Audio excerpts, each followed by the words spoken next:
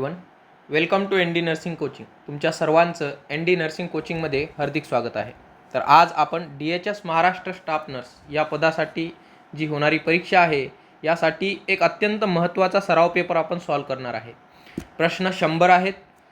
प्रत्येक प्रश्नामध्ये मी तुम्हाला जे अजून संभाव्य प्रश्न बनतात ते पण सर्व एक्सप्लेन करणार आहे.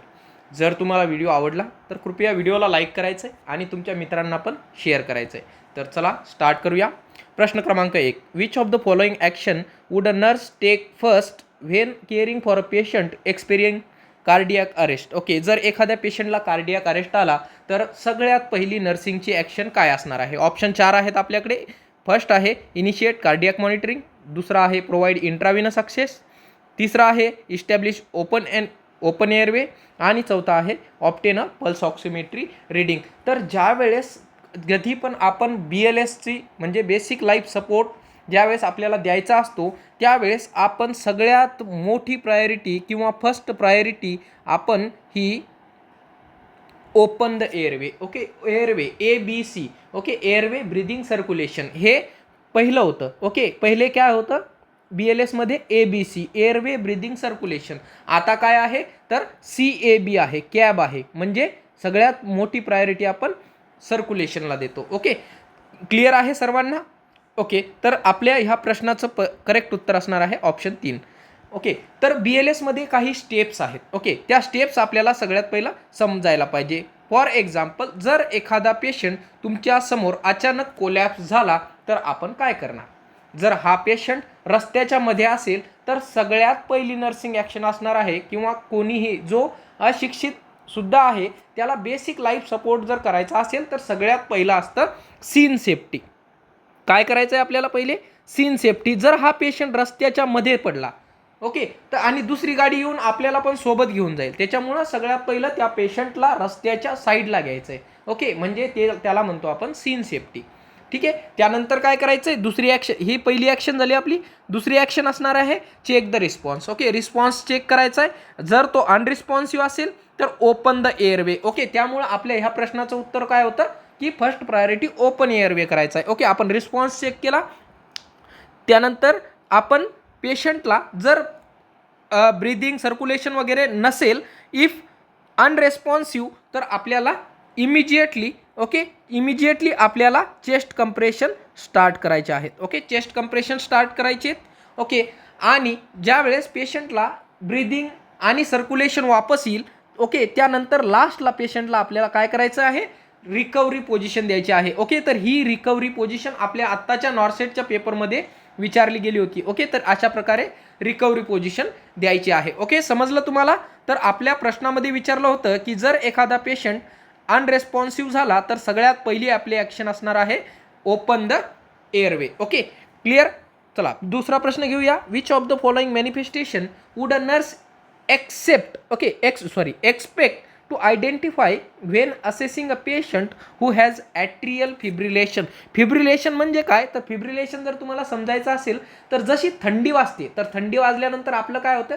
शरीर कापायला लागतं, त्यालाच फिब्रिलेशन. असंच हार्ट सुद्धा कापायला लागतं ज्यावेळेस याच्यामधल्या इलेक्ट्रिकल ॲक्टिव्हिटी ॲबनॉर्मल होतात, त्याला आपण फिब्रिलेशन म्हणतो. ओके, तर which of the following manifestation would a nurse expect to identify when assessing a patient who has atrial fibrillation. Okay, तर याचं करेक्ट उत्तर असणार आहे आपलं irregular radial pulse. Irregular radial pulse असणार, कारण की आपलं हार्ट थंडीसारखं कापत आहे, त्यामुळं जी रिदमिक ॲक्शन आहे हार्टची कॉन्ट्रॅक्शन आणि रिलॅक्सेशन ही ॲबनॉर्मल होईल. ओके, तर याचं करेक्ट उत्तर असणार आहे ऑप्शन 3. आता बाउंडिंग पल्स. ओके, हे बाउंडिंग नाही आहे, हे बाउंडिंग आहे. बाउंडिंग पल्स म्हणजे काय?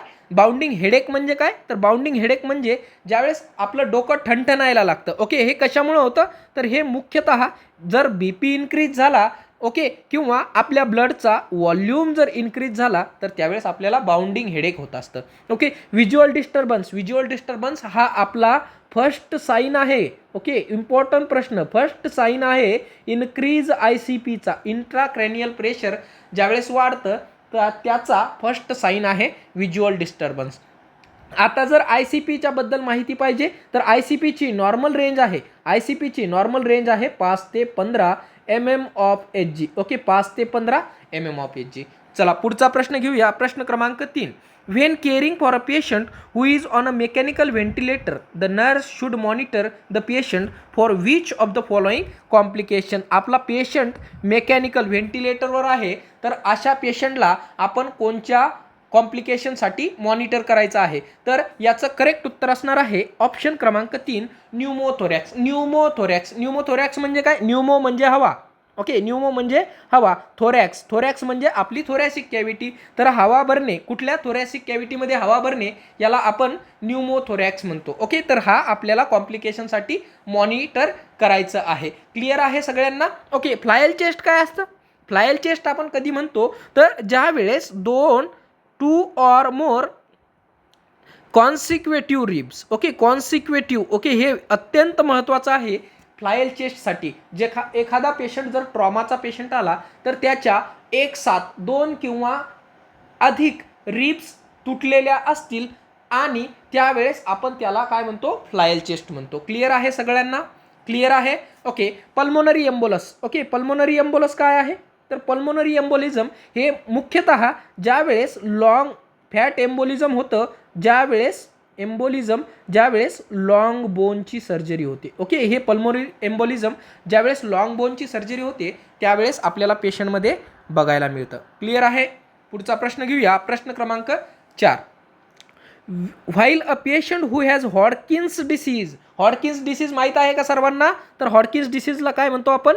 Cancer of lymphatic system. Okay, lymphatic सिस्टमचा कॅन्सरला आपण हॉडकिन्स डिसीज म्हणतो. ओके, क्लिअर आहे? याच्यामध्ये काय होतं की अनकंट्रोल ग्रोथ होत असते लिम्फोसाइट्सची. ओके, लिम्फोसाइट्सची अनकंट्रोल ग्रोथ होत असते. तर आपल्याकडे असा एक पेशंट आहे ज्याला हॉडकिन्स डिसीज आहे. ओके, आणि ह्याची आपण किमोथेरपी देत आहोत. ओके, तर it is important to assess the patient for a symptoms of. Okay, आता मी सांगितलं या पेशंटमध्ये लिम्फोसाइट्स वाढत आहेत, तर अशा पेशंटला आपल्याला इन्फेक्शन पासून बचावायचं आहे. ओके, तर आपण इन्फेक्शनसाठी असेसमेंट करणार आहे. तर याचं बरोबर उत्तर असणार आहे ऑप्शन क्रमांक 3. चला पुढचा प्रश्न घेऊया. प्रश्न क्रमांक 5. A woman who is in pre term labour. Okay, pre term ज्यावेळेस येतं, याचा अर्थ 37 वीक्सच्या अगोदर.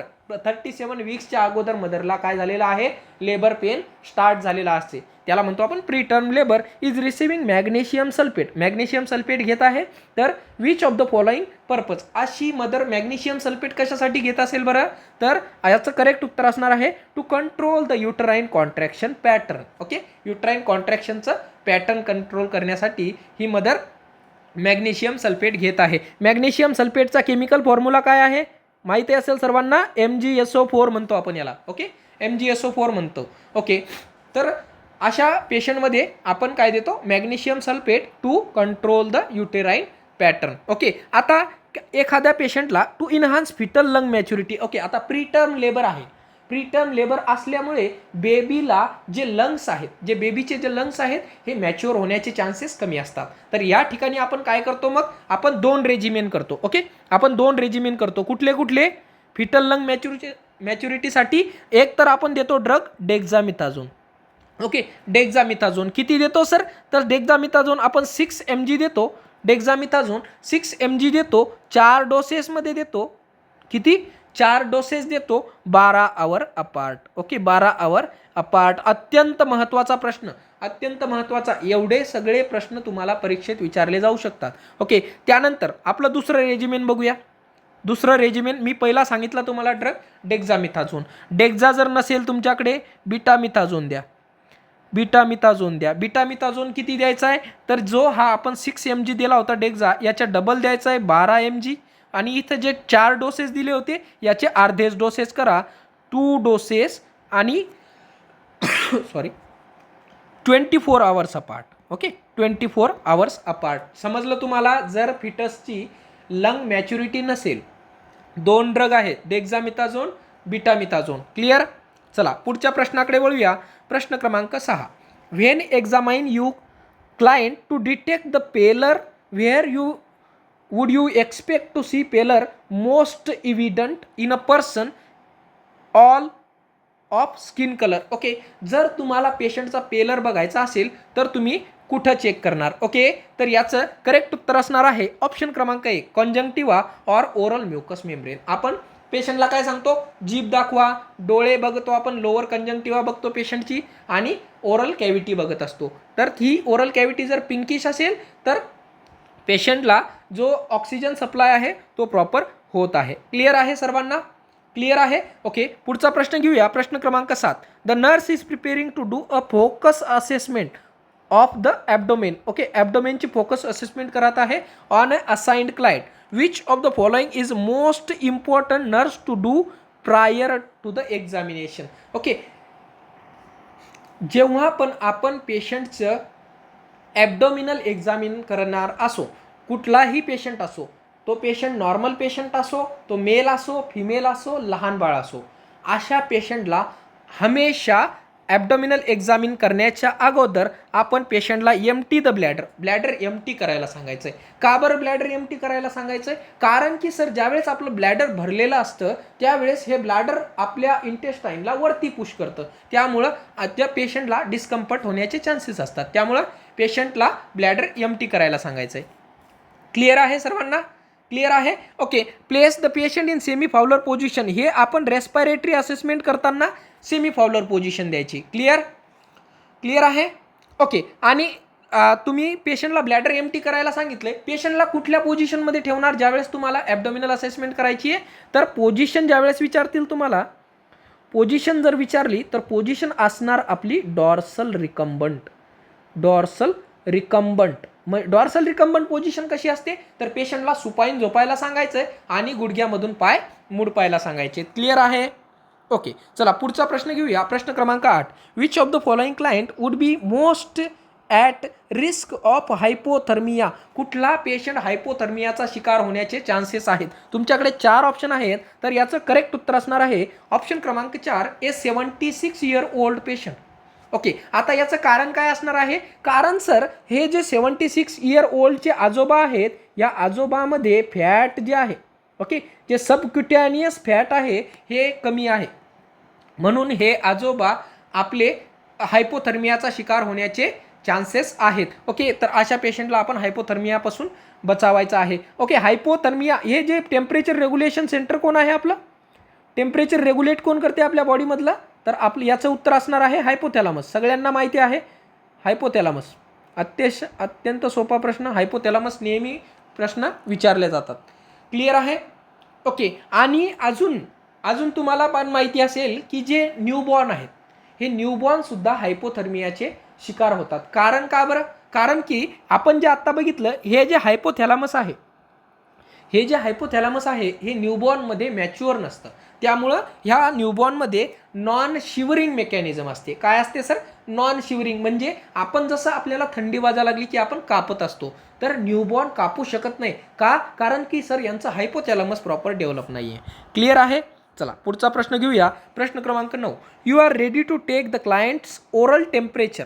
You ask these clients how long it has been since drinking something hot or cold. Okay, तुम्हाला पेशंटचं ओरल टेम्परेचर घ्यायचं आहे. तुम्ही त्या अगोदर पेशंटला विचारलं की तुम्ही किती वेळापूर्वी हॉट किंवा कोल्ड ड्रिंक घेतलेला आहे, ओके, किंवा स्मोकिंग वगैरे केली आहे. ओके, तर client admits having just drunk a cup of hot coffee. म्हणजे क्लायंट्स म्हणतोय की मी आत्ता थोड्या वेळापूर्वी हॉट कॉफी घेतली होती.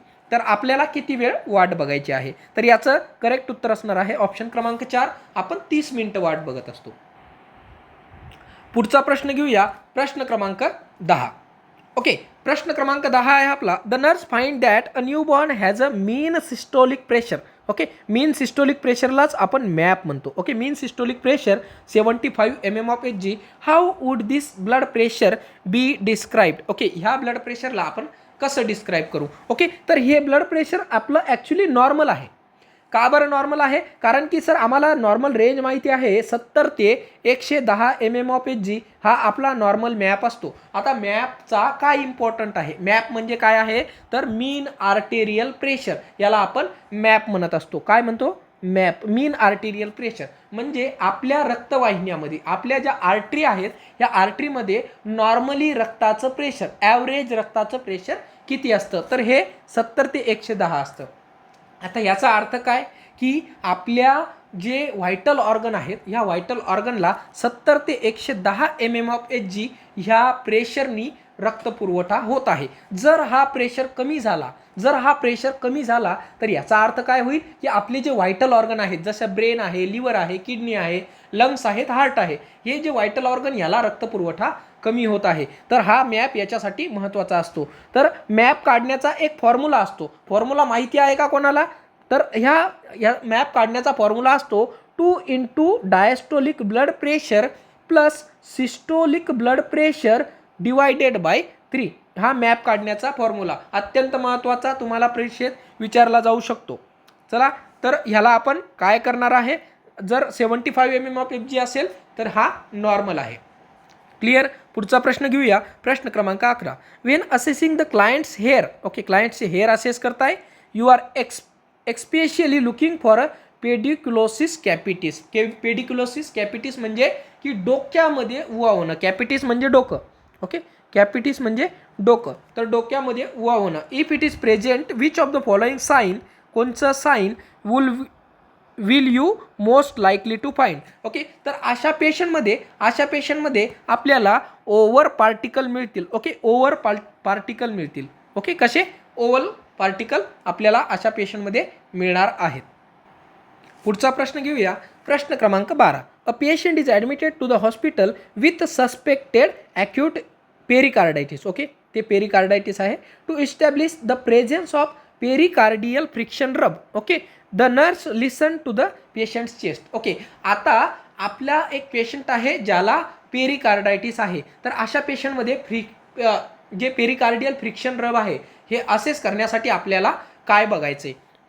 तर पहिलं आपल्याला समजायला पाहिजे की हे फ्रिक्शन रब म्हणजे काय. ओके, तर फ्रिक्शन रब म्हणजे आपण जर समजा हातामध्ये कोरडे पानं घ्यायचे. ओके, कुठल्याही झाडाचे कोरडे पानं घ्या आणि त्या कोरड्या पानांना ज्यावेळेस आपण चुरगाळतो त्यावेळेस जो आवाज येतो तशा प्रकारचा आवाज आपल्याला पेरिकार्डियल फ्रिक्शन रबमध्ये येत असतो. ओके, तर अशा आवाज आपण कशा प्रकारे ऐकायचा आहे, तर आपलं with the help of stethoscope. याचं करेक्ट उत्तर आहे 3 number. With the diaphragm of the stethoscope. स्टेथोस्कोपचे पार्ट तर सर्वांनाच माहिती असतील, एवढं सिम्पल सगळ्यांनाच माहिती असतं.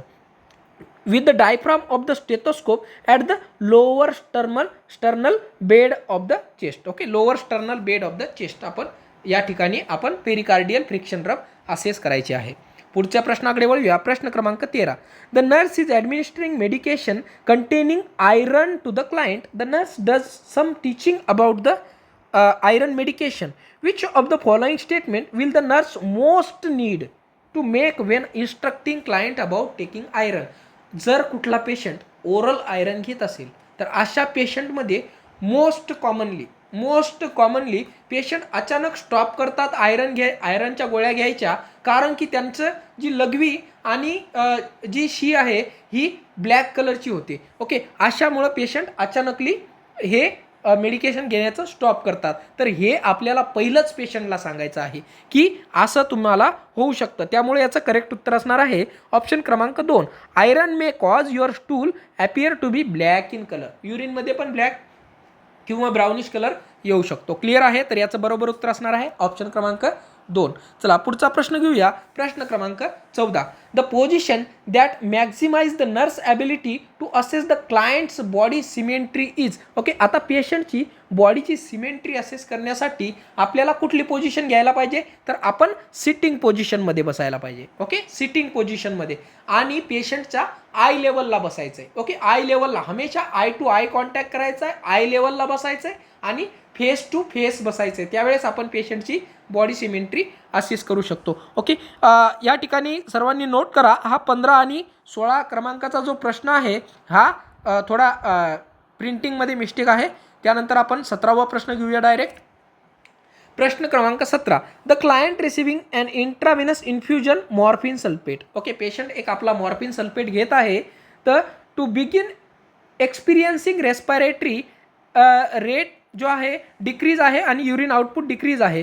दिस effect is described app. Okay, तर एखादा पेशंट मॉर्फिन सल्फेट घेत असेल आणि त्याचा रेस्पिरेटरी रेट आणि युरिन आउटपुट जर कमी झाला असेल तर ह्याला आपण टॉक्सिक इफेक्ट म्हणतो सर, टॉक्सिक इफेक्ट म्हणतो. आणि सगळ्यात नर्सिंग प्रायोरिटी काय असणार अशा ठिकाणी, तर अशा ठिकाणी आपण स्टॉप द इन्फ्युजन स्टॉप करायचा आहे. अतिशय महत्त्वाची नर्सिंग ॲक्शन आहे. जर एखादा पेशंट मॉर्फिन सल्फेट घेत असेल तर इन्फ्युजन, जर त्याचं रेस्पिरेटरी रेट 12पेक्षा कमी, ओके, रेस्पिरेटरी रेट 12पेक्षा जर कमी झाला तर अशा पेशंटचं इन्फ्युजन स्टॉप करायचं आहे. ओके, क्लिअर आहे सर्वांना? क्लिअर आहे? ओके. सॉरी. आता ॲलर्जिक म्हणजे कुठला? IgE मेडिएटेड रिॲक्शन जे आहे, ॲलर्जिक रिॲक्शन, त्याला आपण म्हणतो. त्यानंतर थेराप्युटिक म्हणजे काय? थेराप्युटिक म्हणजे की जी आपल्याला डिझायरेबल आहे. फॉर एक्झाम्पल, जर आपण पेशंटला PCM देतो तर आपल्याला डिझायरेबल थेराप्युटिक इफेक्ट काय पाहिजे त्याचा, की पेशंटचं जे ताप आहे किंवा पेन आहे हे थोडं कमी झालं पाहिजे, याला आपण थेराप्युटिक इफेक्ट म्हणतो. आता इडिओसिंक्रेटिक म्हणजे काय? इडिओसिंक्रेटिक म्हणजे युनिक, तुम्ही कधी बघितलाच नाही. ओके, तुम्ही कधी बघितलाच नाही असा इफेक्टला आपण इडिओसिंक्रेटिक इफेक्ट म्हणत असतो. क्लिअर? चला पुढचा प्रश्न घेऊया. प्रश्न क्रमांक 18. The nurse is caring for a client who is paralyse. Okay, एक पॅरालाइज पेशंट आहे to the right side. Which of the following factor is most likely result in decubitus ulcer formation. Decubitus अल्सरला काय म्हणतो आपण? याला आपण काय म्हणतो अजून? बेड सोर म्हणतो. अजून याचं एक नाव आहे बेड सोर किंवा प्रेशर सोर. ओके, बेड सोर किंवा प्रेशर सोर. आता प्रेशर सोर का म्हणतो आपण याला? कारण की हे बोनी प्रॉमिनन्सवर प्रेशर आल्यामुळं होणारे अल्सर आहेत. याला म्हणतो आपण प्रेशर सोर, बेड सोर किंवा डेक्युबिटस अल्सर, असे याचे 3 वेगवेगळे नावं आहेत. ओके, तर अशा पेशंटमध्ये आपल्याला काय विचारलं आहे प्रश्नामध्ये, की मोस्ट लाईकली रिझल्ट कशामुळे येणार आहे? ओके, तर मोस्ट लाईकली रिझल्ट येणार आहे इमोबिलिटीमुळं. कारण आपला पेशंट पॅरालाइज आहे, पेशंट स्वतः मूवमेंट करू शकत नाही. तर त्यासाठी आपण सगळ्यात बेस्ट ट्रीटमेंट आहे डेक्युबिटस अल्सर किंवा प्रेशर सोर किंवा बेड सोर प्रिव्हेंट करण्याची, की चेंज पोझिशन. काय करायचं आहे आपल्याला? चेंज पोझिशन एव्हरी 2 आवरली. ओके, एव्हरी 2 आवरली आपल्याला पेशंटची पोझिशन चेंज करायची आहे. ओके, तुम्हाला एक असाइनमेंट देतो. तुम्हाला एक एस एस स्किन गुगलला सर्च करायचं आहे. ही इमेज बघा, याच्यामध्ये तुम्हाला सर्व प्रकारचे फॅक्टर दिलेले आहेत जे की बेड सोरला कॉज करतात. ओके, क्लिअर आहे? चला पुढचा प्रश्न घेऊया. प्रश्न क्रमांक 19. To administer oral care to semi comatose client. एक पेशंट आहे आपला, सेमी कोमॅटोज आहे.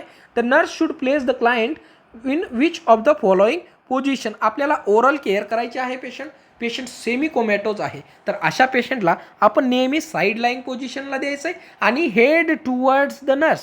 जे पेशंटचं डोकं आहे ते नर्सच्या साईडला असलं पाहिजे, टुवर्ड्स द नर्स असलं पाहिजे. आता ओरल केअर देताना आपण सोल्युशन कुठलं वापरतो सर? सोल्युशन कुठलं वापरतो? तर H2O2 म्हणजे हायड्रोजन पेरॉक्साईड किंवा आपण क्लोरहेक्झिडिन. ओके, क्लोरहेक्झिडिन ग्लुकोनेट आपण वापरत असतो. कुठला? क्लोरहेक्झिडिन ग्लुकोनेट 2% किंवा 2.5% वाला क्लोरहेक्झिडिन ग्लुकोनेट आपण वापरायचा आहे. क्लिअर आहे? ओके, चला पुढचा प्रश्न घेऊया. प्रश्न क्रमांक 20.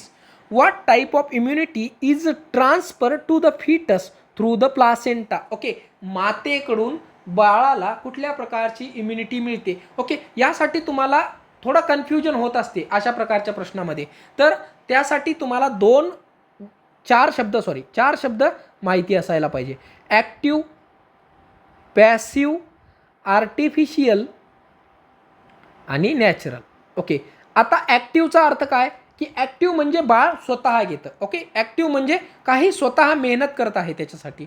पॅसिव्ह म्हणजे त्याला मोफत मिळत आहे. ओके, त्याला मोफत मिळत आहे, त्याला कशाची मेहनत करायची गरज नाही. आता आर्टिफिशियल म्हणजे काय? की जी मॅनमेड आहे. ओके, मॅनमेड आहे. जसं की वॅक्सिन काय आहेत? आर्टिफिशियल आहेत. आणि नॅचरल म्हणजे काय? नॅचरल म्हणजे काय? की जी निसर्गात फ्री मुबलक प्रमाणात उपलब्ध आहे किंवा फ्री उपलब्ध आहे. तर ज्या वेळेस बाळ हे मातेकडून इम्युनिटी ग्रहण करतं तर त्यावेळेस बाळाला कुठलीही मेहनत करायची गरज आहे का? नाही, त्याला डायरेक्ट मिळते. आणि माता कुठून तयार करते का? ती आपोआप मातेच्या शरीरातली इम्युनिटी पॅसिव्हली बाळाकडे जात आहे. तर याचं करेक्ट उत्तर असलं आपल्या पॅसिव्ह नॅचरल इम्युनिटी. क्लिअर आहे? अशा प्रकारचे प्रश्न आले तर तुम्हाला यापुढं लक्षात राहायला पाहिजे. चला प्रश्न क्रमांक 21. After the birth of a healthy neonate the ductus arteriosus become the.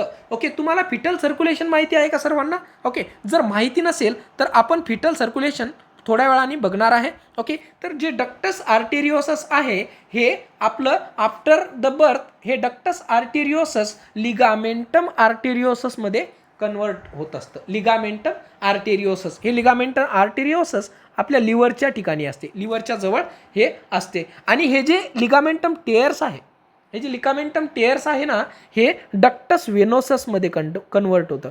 Okay, ductus venosus. दोन्ही प्रश्न अत्यंत महत्त्वाचे आहेत. क्लिअर. चला पुढच्या प्रश्नाकडे वळूया. प्रश्न क्रमांक 22. What is the primary critical observation for the Apgar scoring? Okay, हा पण प्रश्न खूप वेळा रिपीट झालेला आहे की सगळ्यात महत्त्वाचं अबगार म्हणजे APGAR. APGAR.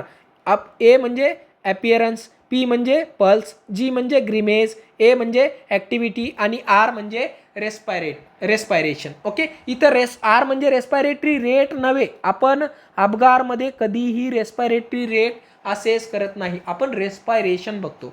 क्लिअर आहे. अबगारमध्ये हे 5 आपण बघत असतो. ह्या 5पैकी सगळ्यात महत्त्वाचं काय आहे? ओके, तर या 5पैकी आपल्याला सगळ्यात महत्त्वाचा हार्ट रेट असतो. आपण हार्ट रेट बघतो, पल्समध्ये आपण हार्ट रेट बघतो. ओके, आणि रेस्पायरेटरी रेट बघत नाही. क्लिअर आहे. तर क्रिटिकल ऑब्झर्वेशन आहे अबगार स्कोरिंगमध्ये हार्ट रेट सगळ्यात महत्त्वाचा आहे.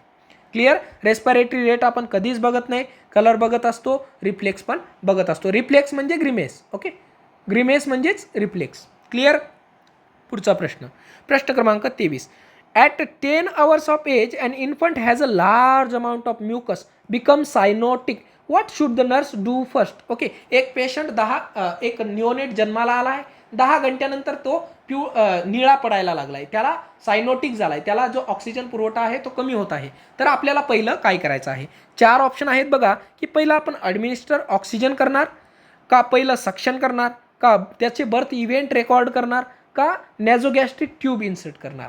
तर काय करायचं आहे पहिलं आपल्याला, की कधीही अशा पेशंटचं आपण पहिलं सक्शन करायचं आहे, कारण की त्याच्या जे रेस्पायरेटरी पॅसेज आहे याच्यामध्ये म्युकस सिक्रिशन जर भरलं तर आपण कितीही ऑक्सिजन दिला तर हे ऑक्सिजन त्याच्या लंग्सपर्यंत पोहोचणार नाही. त्यामुळं पहिलं सक्शन करायचं आहे आणि दुसरी ॲक्शन असणार आहे आपली की ऑक्सिजन द्यायचं आहे. क्लिअर आहे. ओके, चला पुढचा प्रश्न घेऊया. प्रश्न क्रमांक 24.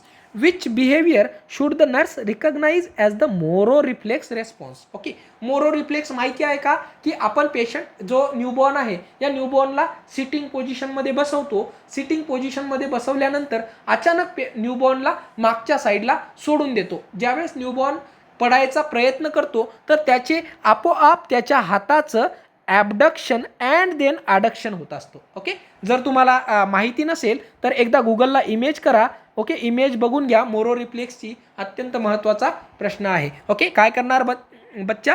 ॲबडक्शन आणि ॲडक्शन करणार हाताचं, याला आपण मोरो रिफ्लेक्स म्हणत असतो. ओके, आता extension of the legs and planning of the toes याला आपण काय म्हणतो? बॅबिन्स्की रिफ्लेक्स म्हणतो. ओके, बॅबिन्स्की रिफ्लेक्स असं म्हणतो. ओके, बॅबिन्स्की रिफ्लेक्स म्हणत असतो. क्लिअर, समजलं सर्वांना? ओके, पुढचा प्रश्न, प्रश्न क्रमांक 25. What is an essential nursing action when caring for a young child with severe diarrhoea? Okay, एका बच्चूला सिव्हिअर डायरिया झालेला आहे, तर आपली महत्त्वाची ॲक्शन काय असणार आहे? ओके, तर महत्त्वाची ॲक्शन आहे आपली नर्सिंग ॲक्शन विचारली आहे तुम्हाला. ओके, नर्सिंग ॲक्शन विचारली आहे, त्यामुळं आपल्याला डेली पेशंटचं वेट चेक करायचं आहे, हीच आपली नर्सिंग ॲक्शन असणार आहे. क्लिअर आहे. आता डायरिया कधी म्हणतो? डायरिया कधी म्हणायचं आपण पेशंटला, की ह्या पेशंटला डायरिया झाला आहे ज्या वेळेस पेशंटला 3 or more वॉटरी स्टूल जेव्हा होतील. Okay, 3 or more watery stool जेव्हा पेशंटला होतील त्यावेळेस आपण त्या पेशंटला डायरिया म्हणत असतो. ओके, आणि जेव्हा चिल्ड्रनमध्ये डायरिया होतो तर झिंक प्लस ORS ची आपण ट्रीटमेंट देत असतो. जर patient zinc plus ORS tolerate करत नसेल जर ओरली टॉलरेट करत नसेल तर आपल्याला IV आपल्याला पेशंटचं हायड्रेशन मेंटेन करायचं असतं. ओके, आणि डायरियामध्ये फ्लुइड ऑफ चॉईस विचारलं जाऊ शकतं. अत्यंत महत्त्वाचा प्रश्न. ओके, अत्यंत महत्त्वाचा प्रश्न. डायरियामध्ये फ्लुइड ऑफ चॉईस म्हणजे कुठलं IV फ्लुइड तुम्ही देणार, तर याचं करेक्ट उत्तर असणार आहे RL. आपलं RL डायरियामध्ये पेशंटला आपण देत असतो. पुढचा प्रश्न घेऊया. प्रश्न क्रमांक 26. A child is receiving blood transfusion. If an allergic reaction to the blood transfusion occurs, what should the nurse do first. एका बाळाला आपण ब्लड ट्रान्सफ्युजन करत होतो, या बाळाला ॲलर्जिक रिॲक्शन झाली, तर आता आपण सगळ्यात पहिली ॲक्शन काय करायची आहे, तर आपली सगळ्यात पहिली ॲक्शन असणार आहे की हे ब्लड ट्रान्सफ्युजन सगळ्यात पहिलं थांबवायचं आहे. आता दुसरी ॲक्शन जर विचारली, तुम्हाला फर्स्ट विचारली, जर सेकंड विचारली असती तर सेकंड ॲक्शन आपली असते की मेंटेन ऑर आपण म्हणू शकतो स्टार्ट NS. ओके, NS पेशंटला स्टार्ट करायचं आहे. ओके, ही आपली दुसरी ॲक्शन असणार आहे. त्यानंतर जर तुम्हाला थर्ड ॲक्शन विचारली तर थर्ड ॲक्शन जर विचारली तर आपली फिजिशियनला सांगायचं आहे. क्लिअर. आणि त्याच्यानंतर फोर्थ ॲक्शन जर विचारली तर आपल्याला पेशंटला मॉनिटर करायचं आहे. जर फिफ्थ ॲक्शन विचारली तर फिफ्थ याचा सिक्वेन्स आहे. ज्या वेळेस पण पेशंटला ब्लड ट्रान्सफ्युजनची रिॲक्शन होते तर हा सिक्वेन्स तुम्हाला फॉलो करायचा आहे. पाचवी ॲक्शन तुमची काय असणार आहे की पेशंटचं urine and blood sample collect करायचं आहे. सहावी ॲक्शन जर विचारली तर सहावी ॲक्शन ही युरिन आणि ब्लड सॅम्पल प्लस तुमचा जी ब्लड कॅरी बॅग आहे, तो IV सेट आहे, हा सर्व तुम्हाला एक ब्लड रिॲक्शन फॉर्म असतो, तो फॉर्म भरून हे सगळं ब्लड बँकला वापस पाठवायचं असतं. क्लिअर आहे. ही तुम्हाला सिक्वेन्स फॉलो करायची आहे जेव्हा पण पेशंटला ब्लड ट्रान्सफ्युजन देताना रिॲक्शन होते तेव्हा. क्लिअर. चला पुढचा प्रश्न घेऊया. प्रश्न क्रमांक 27. The umbilical cord clamping can be done. Umbilical cord clamping कधी करू शकतो आपण? 4 ऑप्शन आहेत. After the cord cutting, before cord pulsation start, आणि ऑप्शन क्रमांक 4 आहे आफ्टर कॉर्ड पल्सेशन सीजेस. म्हणजे ज्या वेळेस आपण अम्बिलिकल कॉर्ड जी क्लॅम्प करत असतो तर ही ज्या वेळेस पेशंटचे जे कॉर्डचे पल्सेशन आहेत हे सीज होतात, म्हणजे पल्सेशन थांबतात, त्यावेळेस आपण अम्बिलिकल कॉर्डला क्लॅम्प करायचं आहे. आता सर ही क्लॅम्प कुठं करायचं? कुठंही नाही करायचं. तर आपली जी अम्बिलिकस आहे या अम्बिलिकसपासून 5 सेंटीमीटर, ओके, फॉर एक्झाम्पल ही बाळाची अम्बिलिकस आहे, या अम्बिलिकसपासून 5 सेंटीमीटर दूरवर, आणि ह्या 5 सेंटीमीटरपासून अजून 5 सेंटीमीटर दूरवर ही फर्स्ट क्लॅम्प लावायची, ही सेकंड क्लॅम्प लावायची, आणि इथून आपल्याला मग कट करायचं आहे या दोन्हीच्या मध्ये. समजलं सर्वांना? ओके, पुढचा प्रश्न घेऊया. पुढचा प्रश्न आहे प्रश्न क्रमांक 28. High oxygen concentration causes vasoconstriction of arterioles resulting in retinal hypoxia which leads to. Okay, ह्या रेटायनल हायपॉक्सिया बाळामध्ये ज्यावेळेस आपण ऑक्सिजन जास्त देतो किंवा मास्कनी देतो, ओके, मास्कनी देतो, त्यावेळेस जी बाळाची जी रेटायना आहे याच्यामधली जे आर्टेरियोल म्हणजे काय, स्मॉल आर्टरीजला आपण आर्टेरियोल म्हणतो. तर ह्या स्मॉल आर्टरीज काय होतात, कॉन्स्ट्रिक्ट होतात, आणि त्यामुळं बाळाला रेट्रोलेंटल फायब्रोप्लेसिया होत असतो. अत्यंत महत्त्वाचा आहे. त्यामुळं बाळाला मिनिमम ऑक्सिजन द्यायचा आहे, आणि ऑक्सिजन हा मुख्यतः बाळाला नेझल प्रॉंगनी द्या किंवा कमीत कमी ऑक्सिजन बाळाला द्या, आणि बाळाचे जे डोळे आहेत हे नेहमी बंद करायला सांगा. क्लिअर आहे. ऑक्सिजन देताना बंद करायला सांगायचे. ओके, प्रश्न क्रमांक 29. A newborn failures to pass meconium within 24 hours after birth, okay, which may indicate which of the following. Okay, जर एखादा बेबीनी 24 तासामध्ये मेकॉनियम पास नाही केलं तर अशा पेशंटमध्ये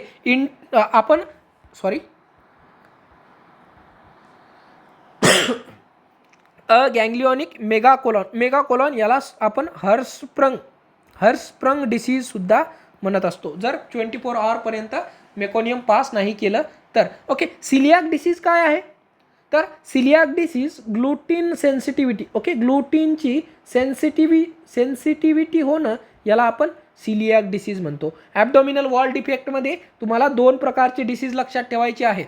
हे पण अत्यंत महत्त्वाचे प्रश्न आहेत. कुठले 2 डिसीज आहेत सर ते? तर एक आहे आपला गॅस्ट्रोस्किसिस. हे जे सर्व मी तुम्हाला इम्पॉर्टंट माहिती एक्स्ट्रा देतोय ही परीक्षेमध्ये विचारली जाऊ शकते, त्यामुळं व्हिडिओला स्किप करू नका. सर्व प्रश्न कसे ना कसे तुम्हाला परीक्षेत विचारले जाऊ शकतात, त्यामुळं व्हिडिओ पूर्ण बघायचा आहे. ओके, गॅस्ट्रोस्किसिस आणि ओम्फॅलोसिले. आता सर हे काय आहे, नवीनच शब्द आहेत. गॅस्ट्रोस्किसिस म्हणजे की बाळाचे जे इंटरनल ऑर्गन आहेत, जे इंटेस्टाईन आहेत, हे जे इंटेस्टाईन डायरेक्टली जी अँटेरियर ॲब्डोमिनल वॉल आहे हे तोडून बाहेर आलेले आहेत. याला आपण नो कवरिंग, याच्यामध्ये कुठलेही इंटेस्टाईनवर कवर नसते. आणि ओम्फॅलोसिलेमध्ये बाळाचे जे इंटेस्टाईन आहेत विथ पेरिटोनियल कॅव्हिटी याच्या सहित बाहेर येतात. ओके, याची इमेज मी व्हिडिओ अपलोड झाल्यानंतर तुम्हाला शेअर करील. ओके, त्यानंतर तुम्ही ती व्हिडिओ बघू शकता. ओके, चला पुढचा प्रश्न घेऊया. प्रश्न क्रमांक 30.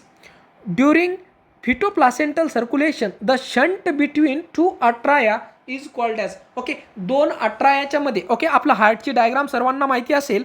हे तुमचे ॲट्रियम झाले, हे तुमचे व्हेंट्रिकल झाले. हे आहेत व्हेंट्रिकल, हे आहेत ॲट्रियम. ह्या दोन ॲट्रायाच्या मध्ये, ओके, ह्या दोन ॲट्रायाच्या मध्ये ड्युरिंग फिटोप्लासेंटल सर्क्युलेशन एक शंट असतो. त्याला आपण काय म्हणत असतो? ओके, त्या शंटला आपण काय म्हणतो? तुम्हाला माहिती असेल काय म्हणतो आपण त्या शंटला? तर ह्या शंटला आपण फोरामेन ओवेली म्हणतो. काय म्हणतो सर? फोरामेन ओवेली म्हणतो. ओके, आता ही फोरामेन ओवेली काय करते?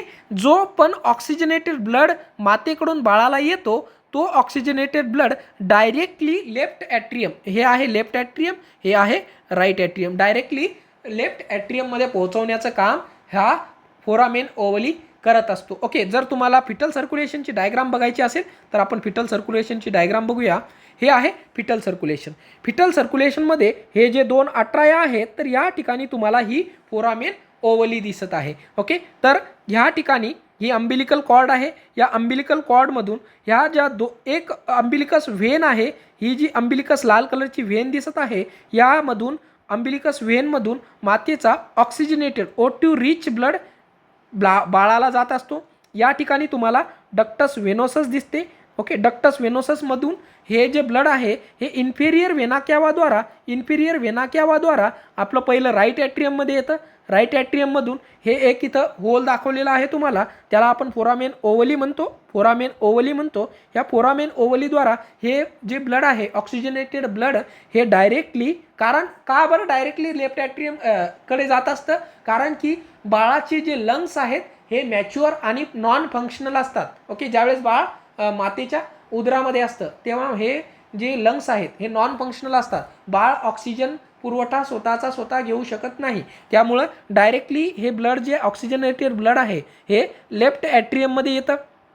त्यानंतर लेफ्ट ॲट्रियममधून लेफ्ट व्हेंट्रिकलमध्ये जातं आणि लेफ्ट व्हेंट्रिकल ज्यावेळेस कॉन्ट्रॅक्ट होईल त्यावेळेस डक्टस आर्टेरियोससद्वारा हे ब्लड बाळाच्या सर्व व्हायटल ऑर्गनला पोहोचवलं जाईल. आता त्यानंतर सर्व हे जे व्हायटल्स ऑर्गनला ब्लड मिळाल्यानंतर दोन आर्टरीज आहेत, त्याला म्हणतो आपण अंबिलिकल आर्टरीज. ह्या अंबिलिकल आर्टरीजद्वारा जे डिऑक्सिजनेटेड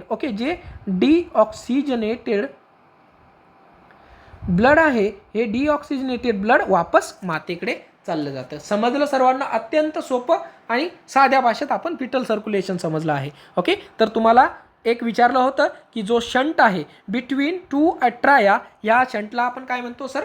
फोरामेन ओवली म्हणतो. आपण आत्ताच डक्टस व्हेनोसस पण बघितलं आहे, फोरामेन मॅग्नम पण बघितलंय, डक्टस आर्टेरियोसस पण बघितलंय. क्लिअर आहे? ओके, चला पुढच्या प्रश्नाकडे वळूया. प्रश्न क्रमांक 31. A newborn has a small whitish pinpoint spot over the nose. When charting observation, the nurse identify it as. Okay, एक बाळाला अशा प्रकारचे दिसत असेल इमेजमध्ये, क्लिअर बघा, अशा प्रकारचे व्हाईट डॉट ह्या नाकाच्या जवळ आहेत. ओके, ह्या व्हाईट डॉटला पिन पॉईंट डॉट आहेत. ह्या व्हाईट डॉटला आपण काय म्हणतो सर? तर ह्या व्हाईट डॉटला आपण मिलिया म्हणतो. लॅन्युगो काय आहे? तर ब्राउनिश हेअर जे बाळाच्या पाठीवर असतात ह्याला आपण लॅन्युगो म्हणतो. वर्निक्स कॅसिओसा काय आहे?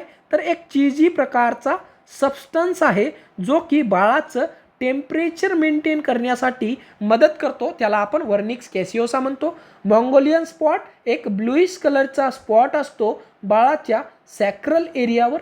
बाळाच्या सॅक्रल एरियावर, त्याला आपण मोंगोलियन स्पॉट म्हणतो. समजलं सर्वांना? तर आपल्याला तुम्हाला whitish pin point spot over the nose जर विचारलं तर त्याला आपण विलिया म्हणत असतो. पुढचा प्रश्न घेऊया. प्रश्न क्रमांक 32. कॅलोरिक रिक्वायरमेंट ऑफ न्यूबॉर्न इज. तर न्यूबॉर्नची कॅलोरिक रिक्वायरमेंट किती असते? सर्वात सोपा प्रश्न की 100 किलो कॅलरी. जेवढं बाळाचं वजन त्याच्या गुणिले 100 करायचं. जर बाळ 2 किलोचा असेल तर 2 गुणिला 100, 200 किलो कॅलरी बाळाची डेली कॅलोरिफिक रिक्वायरमेंट असते. क्लिअर? प्रश्न इम्पॉर्टंट आहे, बार बार परीक्षेमध्ये विचारला जाऊ शकतो. पुढचा प्रश्न, प्रश्न क्रमांक 33. Prolong refilling time may be associated with. आता याचा अर्थ काय? रिफिलिंग टाईम म्हणजे काय? आपण कधी कधी पेशंटचे बघा नेल बेड्स बघतो, नेलवर आपण दाबून तो कॅपिलरी रिफिलिंग टाईम म्हणतो आपण. ओके, जो की नॉर्मल किती असतो? लेस दॅन 2 सेकंड. ओके, लेस दॅन 2 सेकंड म्हणजे 2 सेकंदाच्या आत ज्यावेळेस आपण दाबलं आणि दाबल्यानंतर आपण नेलवरती दाबल्यानंतर व्हाईट कलरचं दिसतं, नेलवर दाबणं सोडल्यानंतर परत पिंक होतं. तर हे पिंक होणं लेस दॅन 2 सेकंडमध्ये झालं पाहिजे. ओके, लेस दॅन 2 सेकंडमध्ये जर नाही झालं तर याचा अर्थ जे पेशंटचं सिस्टमिक सर्क्युलेशन आहे हे पुअर आहे. जर हे मोर दॅन 2 सेकंड असेल तर मोर दॅन 2 सेकंड जर असेल तर पेशंटचं सिस्टमिक सर्क्युलेशन काय आहे? पुअर आहे. क्लिअर आहे? ओके. हायपोथर्मिया म्हणजे काय? हायपोथर्मिया कधी म्हणतो आपण? ज्या वेळेस एखाद्या बाळाचं टेम्परेचर 36.5 डिग्री सेल्सिअसपेक्षा कमी झालं त्यावेळेस आपण काय म्हणतो की बाळाला माइल्ड हायपोथर्मिया होत आहे. याच्याबद्दल आपण डिटेल माहिती पुढच्या व्हिडिओमध्ये घेणार आहे. ओके, चला पुढचा प्रश्न घेऊया. प्रश्न क्रमांक 34. Which of the following cardinal sign of respiratory distress is. Okay, respiratory डिस्ट्रेसचं कार्डिनल साइन कुठलं आहे? त्यापैकी कुठलं? एक्सेप्ट विचारलं. एक्सेप्ट म्हणजे तुमचे 3 उत्तरं करेक्ट असणार आहे, एक चुकीचं असणार आहे. तर ग्रंटिंग कार्डिनल साइन आहे. ओके, इंटरकोस्टल रिट्रॅक्शन हे पण कार्डिनल साइन आहे. ओके, आणि हायपोग्लॉसल हे पण कार्डिनल साइन आहे. बाळाची जीभ बाहेर दिसते. ओके, बाळ जीभ बाहेर काढून श्वास घेतं. ओके, ते हायपोग्लॉसल असतं. टॅकिकार्डिया हे कार्डिनल साइन नाही आहे रेस्पिरेटरी डिस्ट्रेसचं. ओके, पुढचा प्रश्न आहे प्रश्न क्रमांक 35. तर याचं करेक्ट उत्तर असणार आहे आपलं टॅकिकार्डिया. ओके, प्रश्न क्रमांक 35. Protrusion of abdominal content through abdominal wall or cord is known as. तर याला आपण मगाचीच मी तुम्हाला सांगितलं आहे गॅस्ट्रोस्किसिस आणि एम्पोलेसिले. तर याला आपण बोथ म्हणत असतो. ओके, दोन्ही पण. गॅस्ट्रोस्किसिस जर त्याला कव्हरिंग नसेल तर गॅस्ट्रोस्किसिस, जर पेरिटोनियलची कव्हरिंग असेल ॲब्डोमिनल कंटेंटला तर त्याला आपण ओम्पॅलोसिलो म्हणते. क्लिअर? तर याचं करेक्ट उत्तर असणार आहे ऑप्शन सी किंवा 3.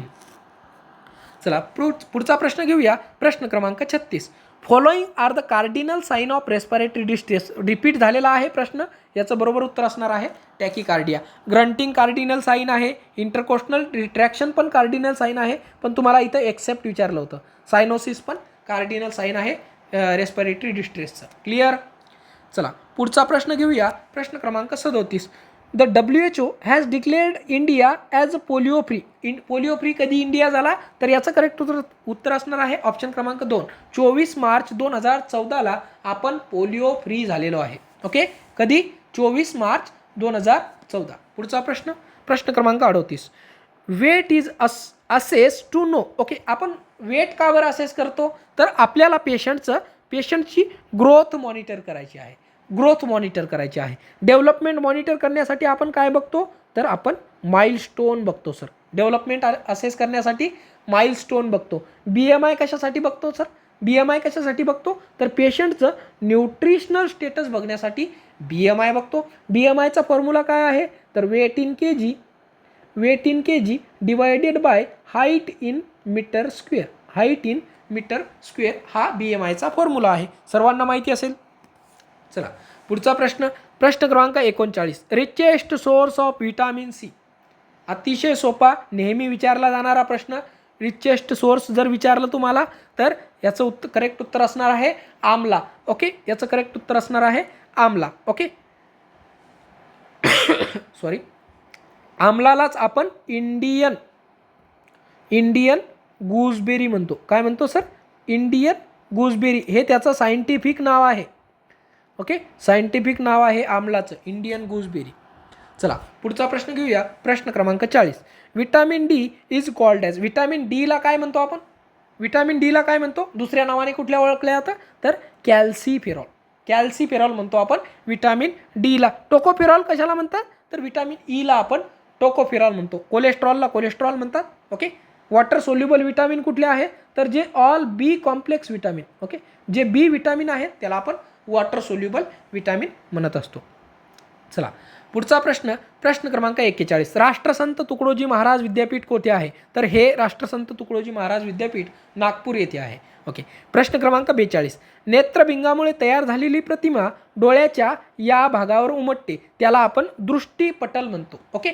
जर आपण कुठलीही एखादी इमेज बघितली तर ही इमेज आपल्याला प्रकाशाच्या द्वारे आपल्या दृष्टीपटल भागावर पडते. ओके. हा जो डोळा आहे, ओके, आणि हा आपला प्युपिल्स आहे. ओके. ज्यावेळेस आपण कुठलीही एखादी इमेज बघतो, समजा ही कॅन्डलची इमेज आपण बघित आहे, तर ही इमेज आपल्याला प्रकाशाच्या द्वारे आपल्या या ठिकाणी एक दृष्टीपटल नावाचा भाग असतो, त्यावेळेस ही एक इमेज तयार होत असते. क्लिअर. चला पुढचा प्रश्न घेऊया. पुढचा प्रश्न आहे प्रश्न क्रमांक 43. सर्वांसाठी पाणी टंचाई मुक्त महाराष्ट्र 2019 मोहिमेअंतर्गत पाणी टंचाईच्या परिस्थितीवर कायमस्वरूपी मात करण्याच्या उद्देशाने महाराष्ट्र शासनाने डॅश अभियान कार्यान्वित केले आहे, तर जलयुक्त शिवार. ओके. जलयुक्त शिवारमध्ये आपले लाडके जे ॲक्टर आहेत नाना पाटेकर हे ॲक्टिव्ह पार्टिसिपंट आहेत जलयुक्त शिवारचे. ओके. त्यानंतर प्रश्न क्रमांक 44. केंद्रीय मंत्रिमंडळावर अविश्वास व्यक्त करण्याचा अधिकार कोणास आहे, तर केंद्रीय मंत्रिमंडळ जे आहे, ह्या मंत्रिमंडळावर लोकसभेला अविश्वास दाखल करण्याचा अधिकार आहे. जनरल नॉलेजचे प्रश्न आपल्याला माहिती असायला पाहिजे. चला प्रश्न क्रमांक 45. भारताचे शेवटचे विचारलंय तुम्हाला, ब्रिटिश व्हाईसरॉय कोण होते, तर भारताचे शेवटचे ब्रिटिश व्हाईसरॉय हे आपले लॉर्ड माउंटबॅटन होते. जर तुम्हाला आता दुसरा प्रश्न विचारला की फर्स्ट कोणचे होते, तर फर्स्ट आपले लॉर्ड कॅनिन होते. लॉर्ड कॅनिन हे फर्स्ट व्हाईसरॉय होते. लॉर्ड माउंटबॅटन हे लास्ट व्हाईसरॉय होते भारताचे. ओके. चला 46वा प्रश्न. महाराष्ट्र राज्य महिला आयोगाच्या अध्यक्षा म्हणून कोणाचा नामनिर्देश केलेला आहे, तर सध्या महाराष्ट्र राज्य महिला आयोगाच्या अध्यक्षा या विजया रहाटकर आहेत.